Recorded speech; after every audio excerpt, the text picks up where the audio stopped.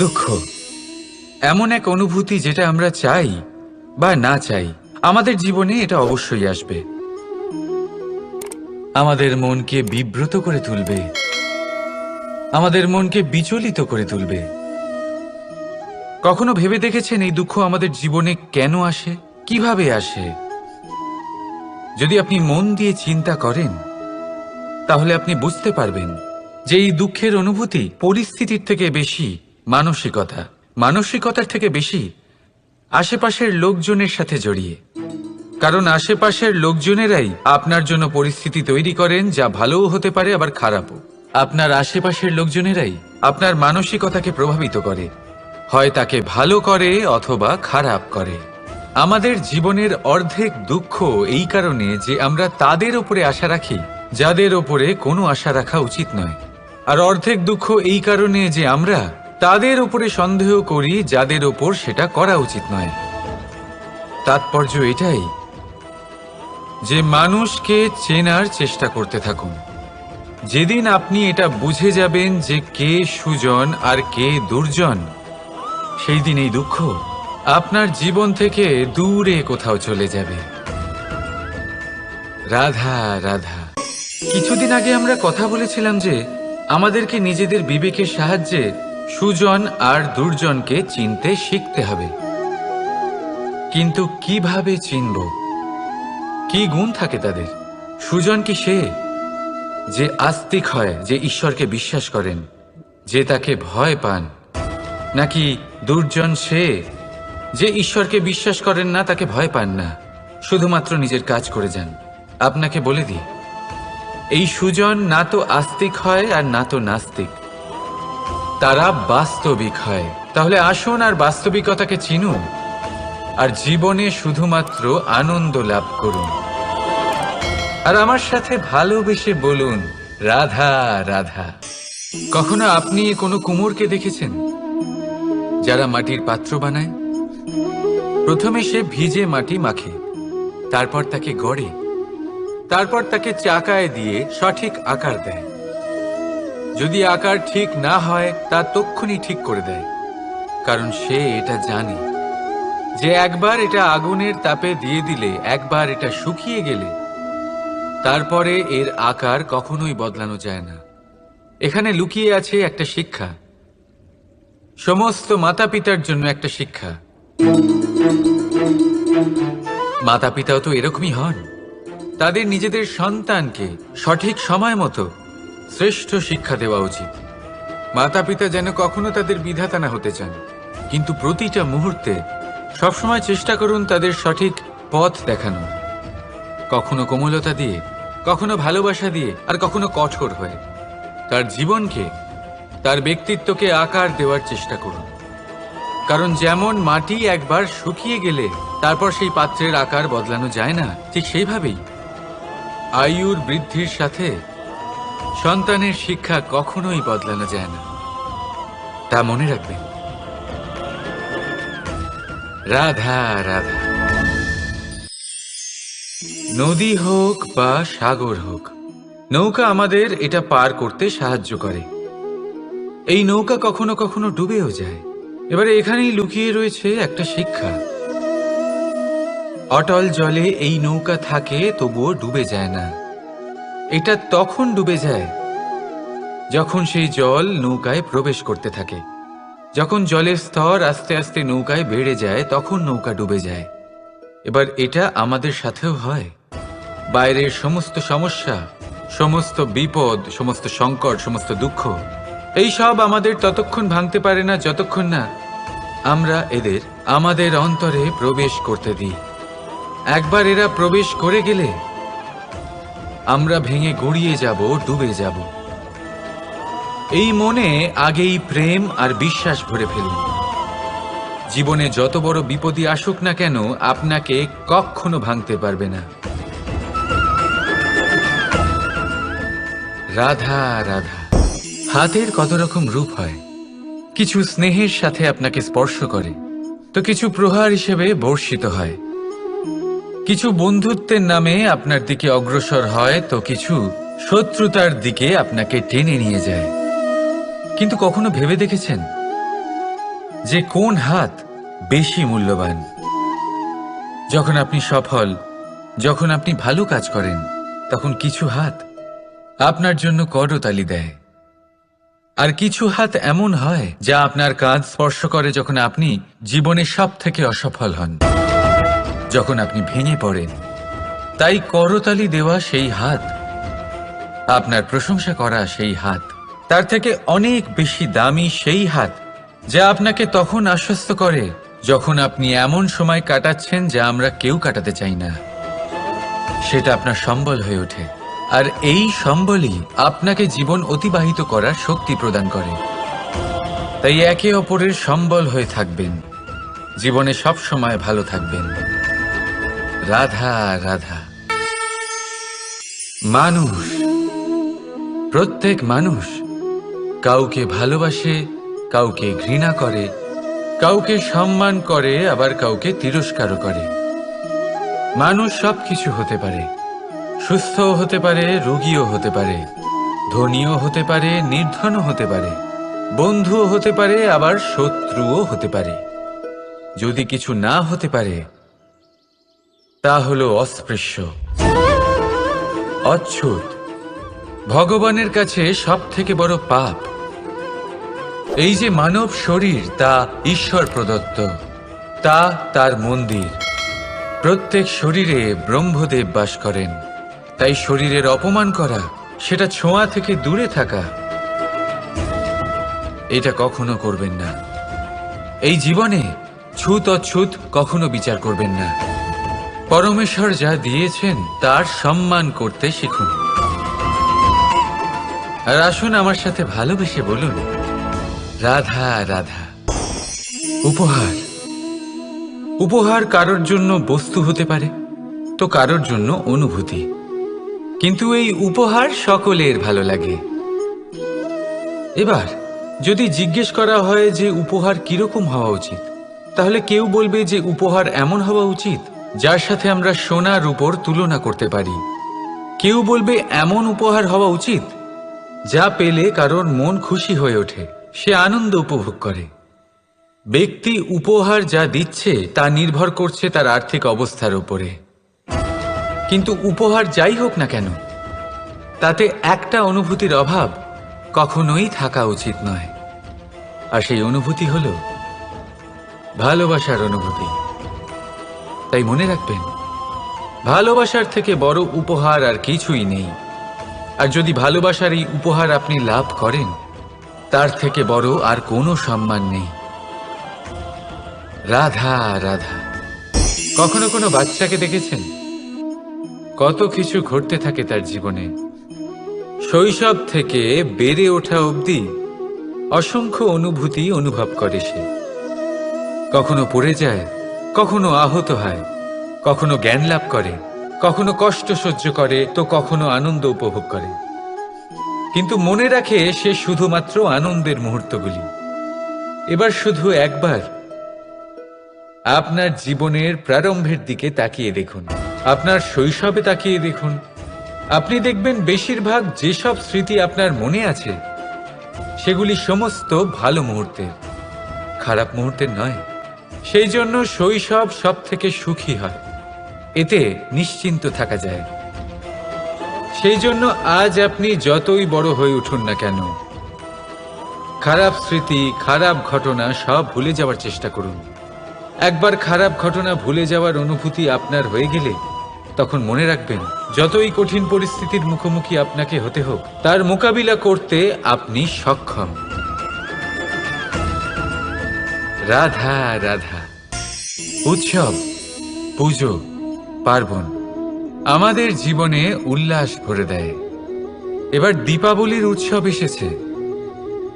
আপনি কখনো ভেবেছেন যে এইসব উৎসব যেমন গুরু পূর্ণিমা, দোল, রাখি বন্ধন, এইসব পূর্ণিমার দিনে অনুষ্ঠিত হয়, যখন চাঁদ আকাশে পুরোপুরিভাবে দেখা যায়। কিন্তু দীপাবলির এই শুভ উৎসব অনুষ্ঠিত হয় অমাবস্যার দিবসে। অমাবস্যা, যাকে আমরা অশুভ বলে মনে করি। কখনো ভেবে দেখেছেন কেন শ্রীরাম অমাবস্যার এই দিন বেঁচেছিলেন অযোধ্যায় ফেরার জন্য?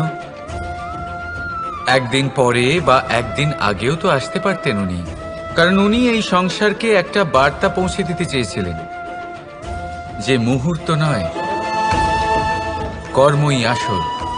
যদি আপনার কর্ম বড় হয়, শুভ হয়, তাহলে অমাবস্যার এই রাতকেও প্রদীপের সাহায্যে আলোকিত করা যেতে পারে। তাই সময় বিচার করা না করা আপনার সিদ্ধান্ত মাত্র, কিন্তু নিজের কর্মের বিচার করা আমার উপদেশ। রাধা রাধা। আসুন এই ছোট্ট গাছটা দেখুন। এই গাছ আমার কাছে অত্যন্ত প্রিয়। আমি এই গাছটাকে ভীষণ ভালোবাসি। এবার ভাবুন, এই ভালোবাসায় আমি ওকে দিনে যদি 6 বার জল দিই, তাহলে কি ওর বিকাশ ঠিক করে হবে? এটা কি ওর জন্য ভালো হবে? কখনোই নয়। এর শিকড় পচে যাবে, এর শিকড়ের জল গ্রহণ করার ক্ষমতা শেষ হয়ে যাবে। তাহলে কি করা দরকার? দরকার হলো একে সঠিক মাত্রায় জল দেওয়া। দরকার হলো সঠিক সময় অন্তর তাকে জল দেওয়া। দরকার হলো একে সূর্যের তাপও সহ্য করতে হবে। দরকার হলো প্রতিটা কাজ যেন পরিমাণ মতো হয়। এবারে এই ভুল বেশিরভাগ মাতাপিতাই করে ফেলেন। নিজের সন্তানকে এতটাই ভালোবেসে ফেলেন, আর তাতে সন্তানের প্রতিটা ইচ্ছে পূরণ করেন। তারা প্রত্যেকটা জিনিস তাদের দেন, প্রতিবার তাই করেন। আর এইভাবে সন্তানের বিকাশে নিজেই বাধা হয়ে ওঠেন। এরকম করবেন না। এই যাত্রা আপনার সন্তানের। এই যাত্রায় আপনার সন্তানকে অনেক কিছু শিখতে হবে। নিজের ক্ষমতায় কাজ করতে হবে তাদের। করতে দিন। একটা অত্যন্ত গুরুত্বপূর্ণ কথা বলবো আপনাদের, তা আপনারা মনে রাখবেন। প্রেম আর শত্রুতা অধিক হয় তাহলে তা ক্ষতিকর। প্রতিটা বিষয়ে সমতা বজায় রাখুন। আর আমার সাথে ভালোবেসে বলুন, রাধা রাধা।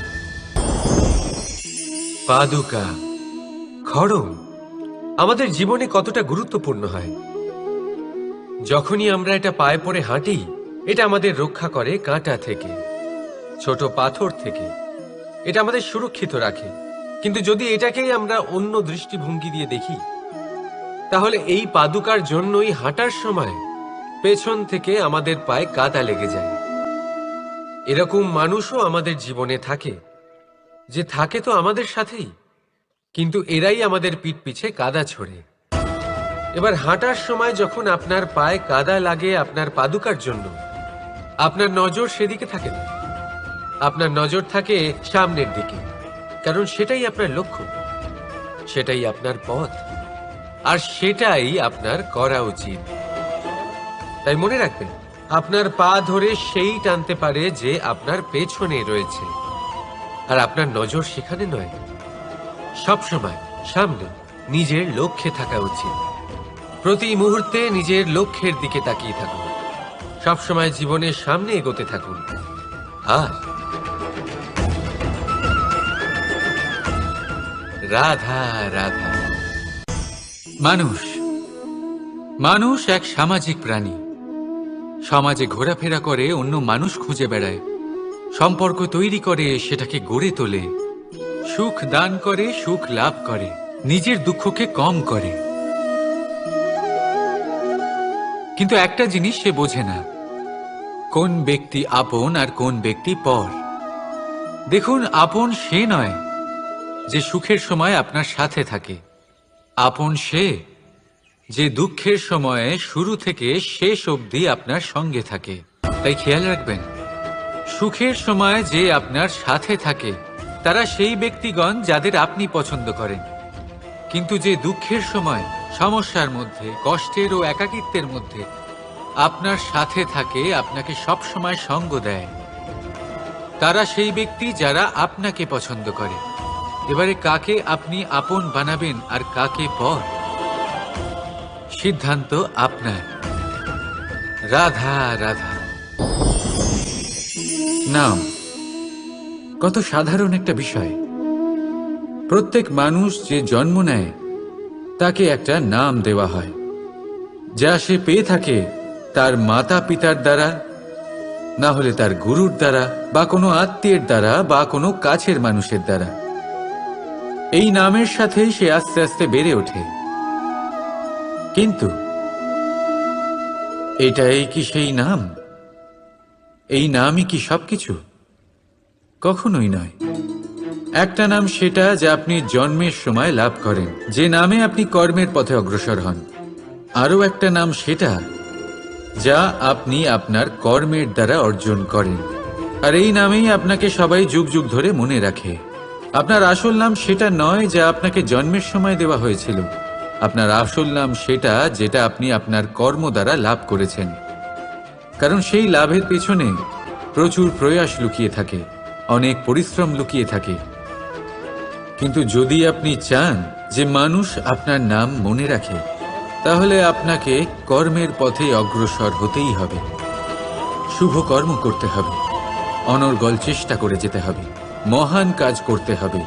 আর বিশ্বাস করুন, আপনি একটা মহান নামের ফল অবশ্যই লাভ করবেন। রাধা রাধা। চিন্তা। সবাই বলে চিন্তা করা উচিত নয়, কিন্তু চিন্তা সবাই করে। যিনি বৃদ্ধ ব্যক্তি হন, তিনি নিজের অতীতের সাথে বর্তমানের তুলনা করে চিন্তিত থাকেন। একজন যুবক ব্যক্তি ভবিষ্যতের বিষয় চিন্তা করে, নিজের লক্ষ্য কিভাবে পূরণ করা যায় সেই চিন্তায় মগ্ন থাকে। শুধু একজন বালকের না তো তার ভবিষ্যতের চিন্তা থাকে, আর না অতীতের দুঃখ থাকে। আর এরকম কেন? কারণ সে শুধুমাত্র বর্তমান নিয়ে ভাবে, আর তাই সে সব থেকে বেশি সুখী। তাই মনে রাখবেন, যদি আপনি আপনার বর্তমানের বিষয় ভাবেন, তাতে বাঁচেন, সেটাকে ঠিক রাখেন এবং সেটাকে আরো ভালো করে তোলেন, তাহলে আপনার অতীত আর আপনার ভবিষ্যৎ আপনা থেকেই ঠিক হয়ে যাবে। আসুন আমার সাথে ভালোবেসে বলুন, রাধা রাধা। মানুষের কত রকম অনুভূতি হয়, কিন্তু সে সেটাই করে যেটা সে আজ অবধি করে এসেছে, আর এটাই তার সব থেকে বড় ভুল। আপনাকে যদি উদাহরণ দিই, তাহলে একটা গোয়ালা যে ছোটবেলা থেকে একটাই কাজ করেছে, গরুকে চড়িয়েছে, দুধ বের করেছে, সে সারা জীবন সেটাই পাবে, শুধু দুধ। কিন্তু ভেবে দেখুন, যখন এই দুধ কোনো ময়রার কাছে যায়, তখন সে সেটা দিয়ে মালপোয়া বানায়, মাখন বানায়, বিভিন্ন রকমের সুস্বাদু মিষ্টি বানায়, ঘি বানায়। সে বড় কিছু করে, তার বদলে সে বড় কিছু পায়। তাই মনে রাখবেন, যদি আপনি সেটা করেন যেটা আপনি সব সময় করে এসেছেন, তাহলে আপনি সেটাই পাবেন যা আপনি আজ পর্যন্ত পেয়ে এসেছেন। নতুন কিছু করার চেষ্টা করুন, আলাদা কিছু করার চেষ্টা করুন, নিজেকে বদলানোর চেষ্টা করুন, নিজেকে প্রস্তুত করুন, নতুন কিছু করুন। তাই মনে রাখবেন, যদি আপনি এমন কিছু করেন যা এর আগে কেউ কখনো করেনি, তাহলে আপনি এমন কিছু পাবেন যা এর আগে কেউ কখনো পায়নি। তাই নতুন উপায়, নতুন চেষ্টার দ্বারা নতুন কর্মের পালন করুন, নতুন চিন্তা নিজের ভেতরে জাগ্রত করুন, কারণ এই চিন্তাই সত্য হয়ে আপনার জীবনে আসবে। রাধা রাধা। যদি আমি আপনাকে জিজ্ঞেস করি যে এই সংসারে সব থেকে মাহাত্ম্যপূর্ণ বস্তু কি, তাহলে আপনি বলবেন জল। আর একদম ঠিক বলবেন। কিন্তু কোন কারণে? এই জন্য যে সে আমাদের জীবন দান করে, এই জন্য যে সে আমাদের তৃষ্ণা মেটায়, নাকি এই জন্য যে আমাদের দৈনিক কাজ থেকে শুরু করে আমাদের মৃত্যু অবধি কাজে আসে, সব কাজে আমাদের সাহায্য করে? না, এর পেছনে একটা কারণ হলো জলের প্রকৃতি।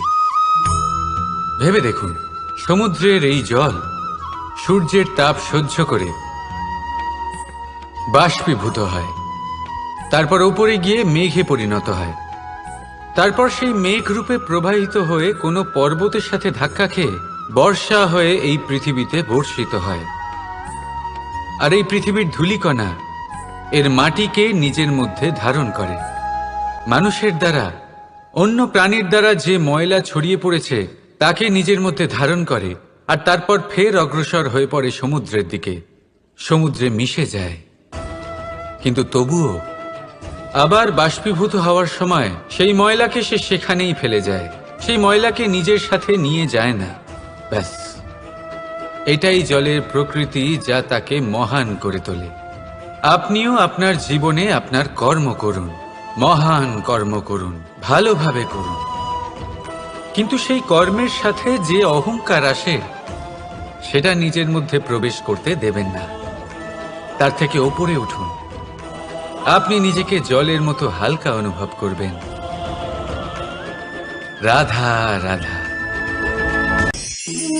এই সংসারে যেই জন্মগ্রহণ করে কিছু না কিছু অবশ্যই শেখে, এবং তার জন্য থাকে তার গুরুর অবদান। এবার এই গুরু কে হবেন তা আমরা নির্বাচন করি। হয়তো তিনি আমাদের মাতা পিতা হতে পারেন, হয়তো বন্ধু হতে পারেন, হয়তো দাদাও হতে পারেন, আদর্শ হতে পারেন, বা হয়তো গুরুকুলের শিক্ষাকর্তা গুরুও হতে পারেন। এবার সংসারের এমন কিছু জিনিস আছে যা জগতের কোনো গুরুই শেখাতে পারবেন না, তা আপনাকে সময় শিখিয়ে দেবে। কারণ এই সংসারে সময়ের থেকে বড় গুরু আর কেউ হয় না। এবার সময় আর গুরুর মধ্যে একটা সাদৃশ্য আছে আর একটা তফাতও আছে। সাদৃশ্য হলো যে সময় আর গুরু দুজনেই আপনাকে শেখায়। তফাতেই যে গুরু প্রথমে আপনাকে শিক্ষাদান করে, তারপর আপনার পরীক্ষা নেন। সময় প্রথমে আপনার পরীক্ষা নেয়, তারপর আপনাকে শিক্ষা দেয়। এবার শিক্ষা লাভ করে পরীক্ষা দেওয়া আর পরীক্ষা দিয়ে শিক্ষা লাভ করা এই দুই ভিন্ন বিষয়। আর সব সময় মনে রাখবেন, এই সময়ের থেকে আপনি যা শিক্ষা লাভ করবেন তা সব সময় যত্ন করে আপনার কাছে রেখে দেবেন। কারণ সময়ের থেকে বড়, সময়ের থেকে দামি, সময়ের থেকে অত্যন্ত আধুনিক আর কোনো গুরু নেই। রাধা রাধা। প্রেম আর চাওয়া একই মনে হয়, তাই না? কিন্তু আসলে এরা আলাদা। এদের মধ্যে অনেক তফাৎ আছে। দেখতে গেলে প্রেম আর চাওয়া কখনোই এক হতে পারে না। এবার যদি আপনাকে আমি এক উদাহরণ দিই, যদি আপনি এই ফুলকে চান, তাহলে আপনি এটাকে তার ডাল থেকে ছিঁড়ে আপনার কাছে রেখে দেবেন। কিন্তু যদি আপনি একে ভালোবাসেন, তাহলে আপনি প্রতিদিন এসে এটার শিকড়ে জল দেবেন, যাতে সে আরো প্রস্ফুটিত হয়। শুধু এটাই তফাৎ চাওয়া আর প্রেমের মধ্যে। চাওয়া স্বার্থ হয়ে ওঠে, যেখানে প্রেম প্রেম পরমার্থ হয়ে ওঠে। তাই কাউকে না চেয়ে ভালোবাসুন, জীবন ধন্য হয়ে উঠবে। রাধা রাধা। এই বস্ত্র দেখছেন আপনি? এর কারুকার্য, এর রং, এর সৌন্দর্য কতটা মনোরম, কত স্বচ্ছ, কত নিপুণ এই কারুকার্য। এবার এটাকে আমরা একটু ভেতর থেকে দেখি।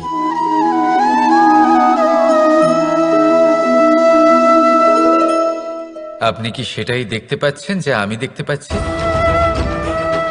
এটাই হয় আমাদের ব্যক্তিত্বের সাথেও, এটাই হয়।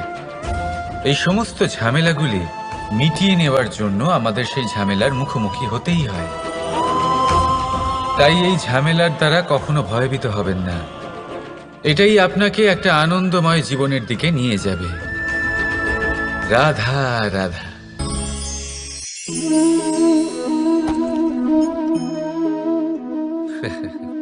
আপনি কি কখনো কোনো গাছের গায়ে পাথর ছুঁড়ে মেরেছেন?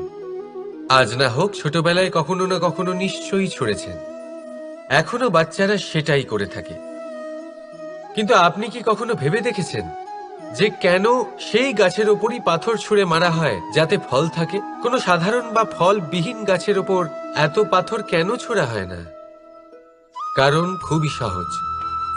আমরা ফল খেতে চাই, আর সেটা পারার জন্য আমরা পাথর ছুঁড়ে সেগুলিকে প্রাপ্ত করার চেষ্টা করি। আর অন্যদিকে সেই গাছ এই পাথরের রূপে বিরোধিতা সহ্য করে। তবুও সেখানেই দাঁড়িয়ে থাকে যেখানে তার অবস্থান। সেই ফল আমাদের দিতে থাকে যা সর্বদা আমাদের দিয়ে এসেছে, আর সেই জন্যই সে আমাদের কাছে মূল্যবান। তাই মনে রাখবেন, আপনার জীবনেও এরকম অনেক মানুষ আসবেন বা হয়তো এখনই আছে, যারা আপনার বিরোধিতা করেন, যারা আপনার জীবনে সংকট ডেকে আনেন, আপনাকে দোষারোপ করেন, কিন্তু আপনার নজর সেদিকে থাকা উচিত নয়। তাই একটা গুরুত্বপূর্ণ সত্য সবসময় মনে রাখবেন, সেই গাছের ওপরেই পাথর এসে পড়ে যে ফল ধারণ করে, যে মূল্যবান হয়। রাধা রাধা। আপনি জীবনে কখনো দেখে থাকবেন অথবা শুনে থাকবেন যে মানুষ যখন দুধ পান করে তার মধ্যে যদি কোনো মাছি এসে পড়ে, সে আর সেটা পান করে না, সেই দুধকে কোথাও ফেলে দেয় সে। কিন্তু ভেবে দেখুন, এখানে পরিস্থিতি একটু আলাদা হলে, দুধের বদলে ঘি থাকলে মানুষ কি করে? সেই ঘি ফেলে দেয় না, সেখান থেকে মাছিটাকে বের করে ফেলে দেয়। এটা দিয়ে আমরা কি শিক্ষা পেলাম?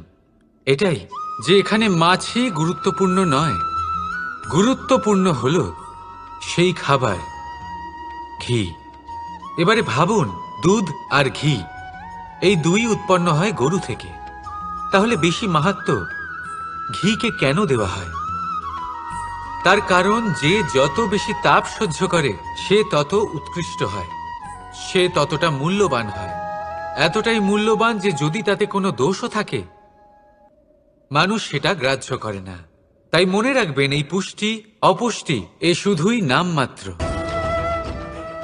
কিন্তু পরিশ্রম করা, সংঘর্ষ করা, তাপ সহ্য করা, এটা মানুষের অনুভূতি। তাই নাম নিয়ে না ভেবে অনুভূতির ওপরে মনোনিবেশ করুন, তাকে গুরুত্ব দিন।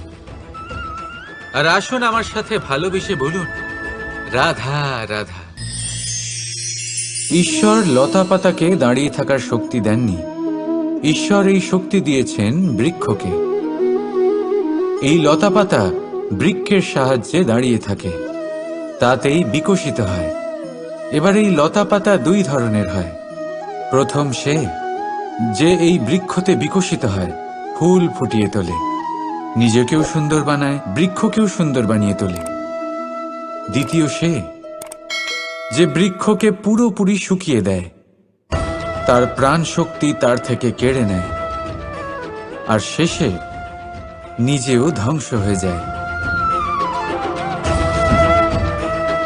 তাই মনে রাখবেন, যে ব্যক্তি সবসময় আপনার সাথে থাকে, সবসময় আপনার সম্বল হয়ে থাকে, সবসময় সে আপনাকে সাহায্য করে, আর যদি আপনি তার সাথে ছলনা করেন, আপনার অন্ত নিশ্চিত। এরকম কখনো করবেন না। সেই ব্যক্তিকে ভালোবাসা দিন, সম্মান দিন, আর আমার সাথে প্রসন্ন হয়ে বলুন, রাধা রাধা। যখনই আমরা প্রসন্ন হই, কোনো শুভ অনুষ্ঠান থাকে, আমরা সাফল্য লাভ করি, আমরা সবার আগে আপনজনদের মিষ্টিমুখ করাই। আর এটা ভালোই, মিষ্টিমুখ করালে মনও মিষ্টি হয়ে যায়। কিন্তু এই মিষ্টতা শুধুমাত্র মিষ্টির মধ্যে থাকে না, কারণ এই স্বাদ নয়, এই এক অনুভূতি। জিহ্বার স্বাদ গলায় গেলেই শেষ হয়ে যায়, সেখানে অনুভূতির স্বাদ সারা জীবন মনে থেকে যায়। তাই আপনি যখনই আপনজনদের মিষ্টিমুখ করাবেন, শুধু সেই মিষ্টি দিয়ে কেন, যা কিছুক্ষণের জন্যই থাকে, সেই অনুভূতির দ্বারা, সেই মিষ্টি কথার দ্বারা, সেই মিষ্টি ব্যবহারের দ্বারা সবাইকে খুশি করুন। মানুষ সারা জীবন মনে রাখবে, না থাকবে কোনো তিক্ততা, আর না থাকবে কোনো শত্রুতা। দেখবেন, এইভাবেই আপনি আরো একটা সুযোগ পেয়ে যাবেন মিষ্টি মুখ করার। রাধা রাধা। আপনি এটা দেখতে পাচ্ছেন? আপনি নিশ্চয়ই ভাবছেন এটা জট কি করে বাঁধলো। তার কারণ এই হলো, আমি এই সুতো ঠিক করে গুছিয়ে রাখতে পারিনি। এটার দুটো দিক একসাথে জড়িয়ে গেছে, আস্তে আস্তে পুরোটা জড়িয়ে গেল, আর তারপর দেখুন এমন একটা জট পেকে আছে যে আমি কিছুতেই বুঝতে পারছি না এটাকে খুলবো কিভাবে। তাই মনে রাখবেন, যদি কোনো লম্বা সুতোকে ঠিক করে গুছিয়ে না রাখেন তাহলে সেটা জড়িয়ে যাবে। এইভাবেই আমাদের জীবনে আমাদের জিহ্বা, আমাদের কথা, যদি এই জিহ্বা আপনারা সামলে না রাখতে পারেন তাহলে শুধুমাত্র কষ্ট পাবেন। তাই নিজের শব্দ এর ওপরে নিয়ন্ত্রণ রাখুন, সর্বদাই ভালো হবে। আর আসুন আমার সাথে ভালোবেসে বলুন, রাধা রাধা।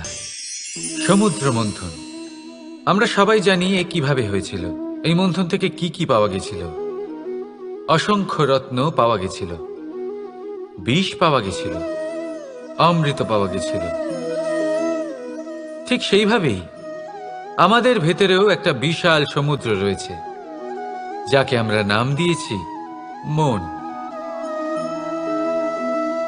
যদি এই মনের মন্থন করা হয় তাহলে এই মন থেকে বিষও বেরোতে পারে আর অমৃতও বেরোতে পারে।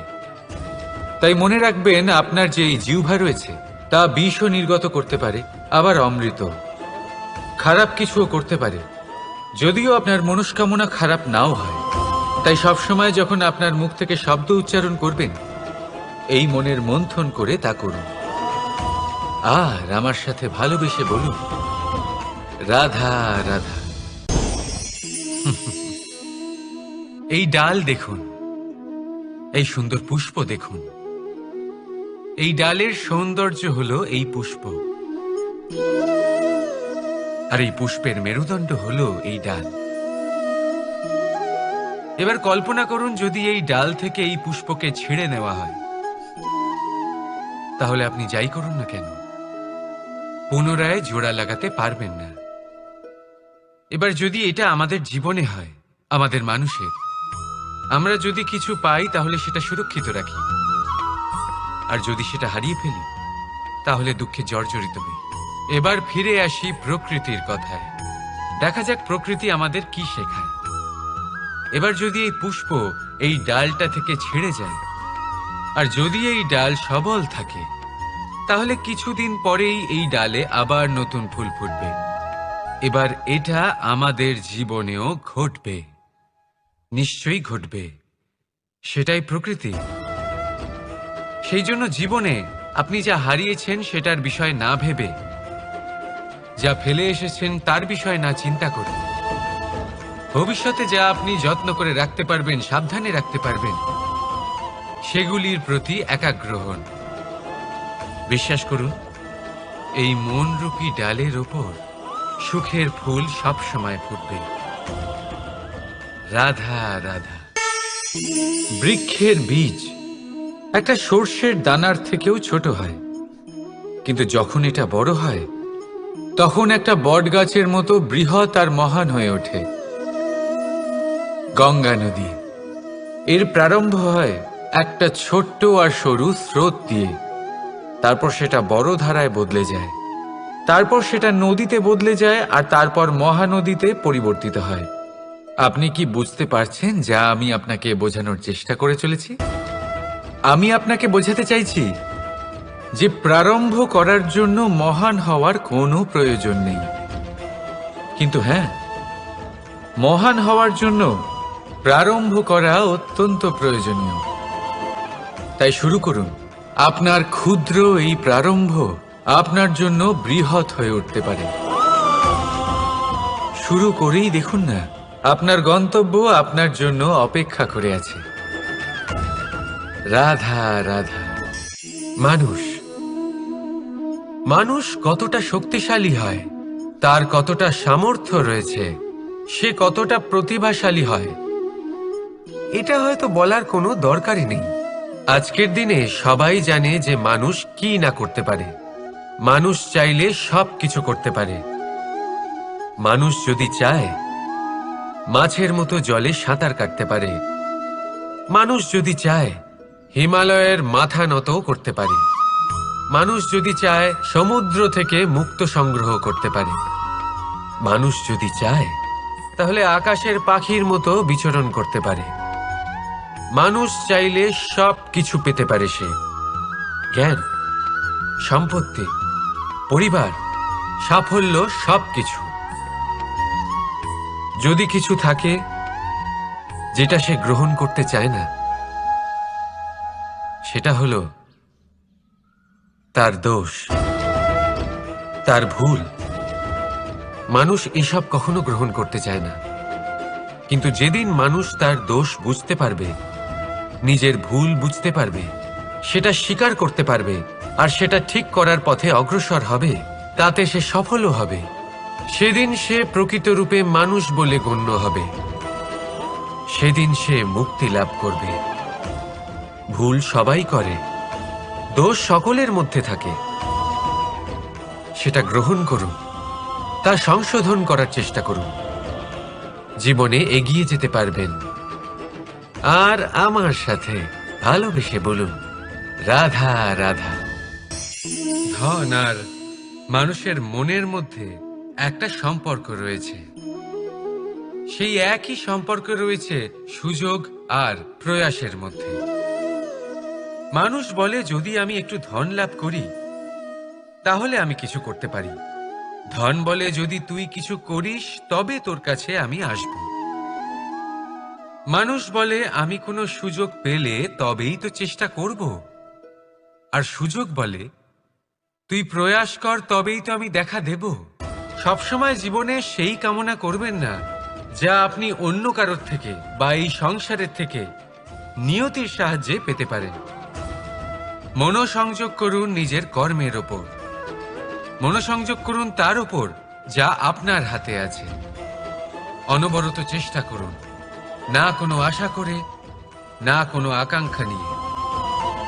আর তারপর এই জীবনকে দেখুন, সে সফলতা হোক বা সুখ, সে ধন হোক বা হোক সুযোগ,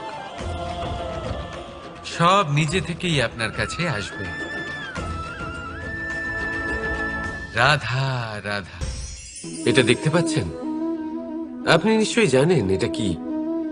এটা বড়ই বিচিত্র এক বস্তু। এটা হলো কয়লা। আমি একে বিচিত্র এই কারণে বলছি, ভেবে দেখুন, যদি এটা গরম হয় আর আপনি এটাকে ধরে ফেলেন, এটা আপনার হাত পুড়িয়ে ফেলবে। আর যদি এটা ঠান্ডা হয় আর আপনি এটা ধরেন, তাহলে এটা আপনার হাতে কালি লাগিয়ে দেবে। অর্থাৎ যে কোনো পরিস্থিতিতেই, যে কোনো রূপেই থাকুক না কেন, গরম হোক অথবা ঠান্ডা, এটা কোনো না কোনো ভাবে আপনার ক্ষতি অবশ্যই করবে। এরকমই হয় খারাপ মানুষজন, বদসঙ্গ, ঠিক কয়লার মতো। আপনি যদি কিছু নাও করেন, যাই হয়ে যাক, এরা যদি আপনার কাছে থাকে, তাহলে কোনো না কোনো ভাবে জীবনে আপনার কোনো না কোনো ক্ষতি অবশ্যই হবে। তাই নিজের জীবনে সবসময় সঙ্গতের নির্ণয় অত্যন্ত ভেবেচিন্তে করবেন। রাধা রাধা। দুঃখ এমন এক অনুভূতি যেটা আমরা চাই বা না চাই, আমাদের জীবনে এটা অবশ্যই আসবে। আমাদের মনকে বিব্রত করে তুলবে, আমাদের মনকে বিচলিত করে তুলবে। কখনো ভেবে দেখেছেন এই দুঃখ আমাদের জীবনে কেন আসে, কিভাবে আসে? যদি আপনি মন দিয়ে চিন্তা করেন, তাহলে আপনি বুঝতে পারবেন যে এই দুঃখের অনুভূতি পরিস্থিতির থেকে বেশি মানসিকতার থেকে বেশি আশেপাশের লোকজনের সাথে জড়িয়ে। কারণ আশেপাশের লোকজনেরাই আপনার জন্য পরিস্থিতি তৈরি করেন, যা ভালোও হতে পারে আবার খারাপও। আপনার আশেপাশের লোকজনেরাই আপনার মানসিকতাকে প্রভাবিত করে, হয় তাকে ভালো করে অথবা খারাপ করে। আমাদের জীবনের অর্ধেক দুঃখ এই কারণে যে আমরা তাদের উপরে আশা রাখি যাদের ওপরে কোনো আশা রাখা উচিত নয়, আর অর্ধেক দুঃখ এই কারণে যে আমরা তাদের উপরে সন্দেহ করি যাদের ওপর সেটা করা উচিত নয়। তাৎপর্য এটাই যে মানুষকে চেনার চেষ্টা করতে থাকুন। যেদিন আপনি এটা বুঝে যাবেন যে কে সুজন আর কে দুর্জন, সেই দিন এই দুঃখ আপনার জীবন থেকে দূরে কোথাও চলে যাবে। রাধা রাধা।